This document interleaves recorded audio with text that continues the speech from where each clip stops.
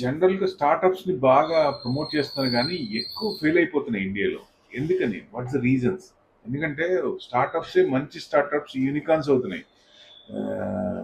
Unicorn అంటే $1 billion 7,500 crores turnover. అంత ఇదిగా యూనికార్న్స్ తయారవ్వాలంటే ఇనీషియల్ స్టేజ్‌లో ఇబ్బంది పడకుండా ఉండాలి. అంటే 34% ప్రోడక్ట్ పూర్ ప్రోడక్ట్‌గా ఉందని, ఇన్‌కరెక్ట్ మార్కెట్ స్ట్రాటజీస్ లేకుండా వస్తున్నారని, టీమ్ ప్రాబ్లమ్స్ ఉన్నాయని, కలిసికట్టుగా ఒక మాట మీద హెచ్ఆర్ ఇష్యూస్ సాల్వ్ చేసుకోలేకపోతున్నారని, క్యాష్ ఫ్లో ప్రాబ్లమ్స్ ఉంటాయి, ఫైనాన్షియల్ ఇష్యూస్ ఉంటాయి, ట్యాక్స్ రిలేటెడ్ ప్రాబ్లమ్స్ ఉన్నాయి.